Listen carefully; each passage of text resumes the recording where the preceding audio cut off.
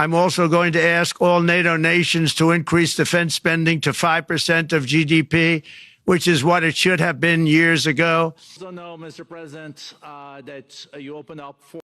From the standpoint of America, the EU treats us very, very unfairly, very badly.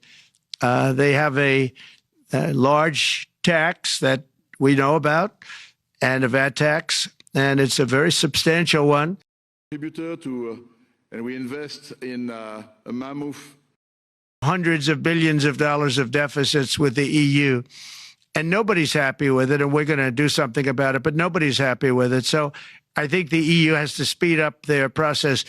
Friends of mine that are in some of the nations within the EU, great people, they want to be able to compete better, and you can't compete when you can't go through the approval process fast. There's no reason why it can't go faster. So, you know, I'm trying to be constructive because I love Europe. I love the countries of Europe, but the process is a very cumbersome one.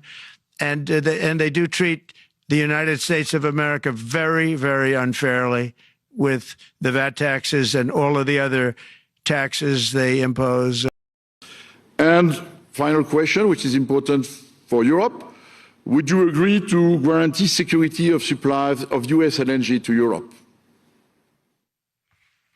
Well, on the last part of your question, yes, I would. I would make sure that you get it. If we make a deal, we make a deal, you'll get it.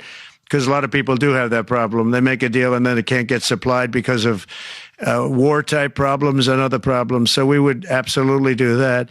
And it's also reported today in the papers that Saudi Arabia will be investing at least $600 billion in America, but I'll be asking the Crown Prince, who's a fantastic guy, to round it out to around $1 trillion. I think they'll do that because we've been very good to them. And I'm also going to ask Saudi Arabia and OPEC to bring down the cost of oil. You got to bring it down, which, frankly, I'm surprised they didn't do before the election. That didn't show a lot of love by them not doing it. I was a little surprised by that. If the price came down, the Russia-Ukraine war would end immediately. Right now, the price is high enough that that war will continue. You got to bring down the oil price. You got to end that war. They should have done it long ago. They're very responsible, actually, to a certain extent, for what's taking place. Millions of lives are being lost. We heard that you had a good discussion. Far, far surpass it. But we do, one thing we're going to be demanding is we're going to be demanding respect from other nations. Canada, we have a tremendous deficit with Canada. We're not going to have that anymore. We can't do it. I don't know if it's good for them. As you probably know, I say you can always become a state.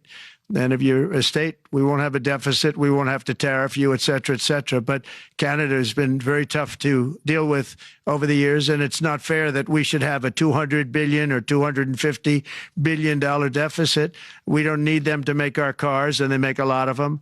We don't need their lumber because we have our own forests, et cetera, et cetera. We don't need their oil and gas. We have our